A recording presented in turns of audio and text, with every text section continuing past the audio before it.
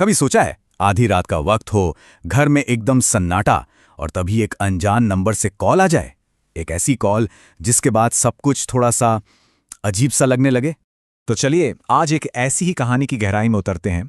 ये सिर्फ एक डरावनी कहानी सुनाने के बारे में नहीं है, बल्कि हम एक परफेक्ट हॉरर स्टोरी के हर हिस्से को अलग अलग करके देखेंगे, ये समझने के लिए कि आखिर ये इतनी असरदार क्यों होती है।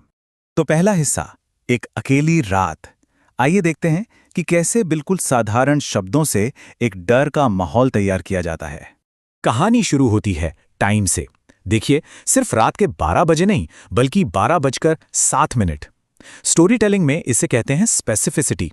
ये छोटा सा डिटेल कहानी को अचानक ज्यादा रियल बना देता है, जैसे सब कुछ अभी इसी वक्त हो रहा हो। और फिर आती है आवाज, बारिश की टिप टिप की आवाज। ये साउंड एक तरह से रोहन को बाकी दुनिया से अलग कर देता है।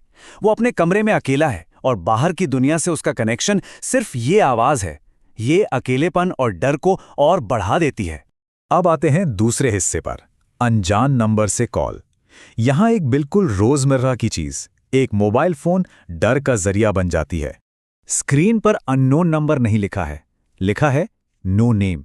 इसमें एक फर्क है, ये सिर्फ अनजान नहीं है, इसका मतलब है कि कॉल करने वाले की कोई पहचान ही नहीं है। ये डर का पहला लेवल है। और फिर आती है ये लाइन। ये एक वार्निंग है, लेकिन इसमें एक धमकी भी छुपी हुई है। और सबसे डरावनी बात, कॉल करने वाले को रोहन का नाम पता है। आखिर है कौन ये, जो उसे जानता भी है और उसे खतरे से आगाह भी कर रहा है। तीसरा हिस्सा, दरवाजे पर दस्तक।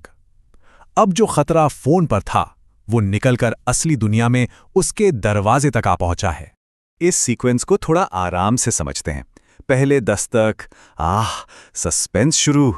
फिर रोहन दरवाजे की तरफ जाता है और हमारी दिल की धड़कन भी तेज हो जाती है। वो पीप होल से देखता है, पर वहां कोई नहीं है। एक पल की शांति, एक राहत। लेकिन हॉरर कहानियों में अक्सर यही झूठा सुकून सबसे बड़ा धोखा होता है। और अब हम पहुंचते हैं कहानी के क्लाइमैक्स पर, आईना या हकीकत। यहां सारे डर, सारे सवाल एक भयानक सच्चाई में बदल जाते हैं।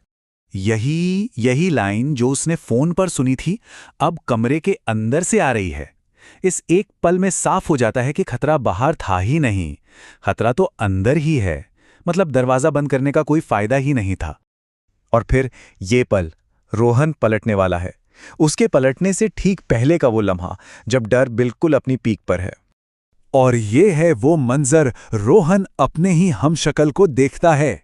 लेकिन इसमें दो चीजें बिल्कुल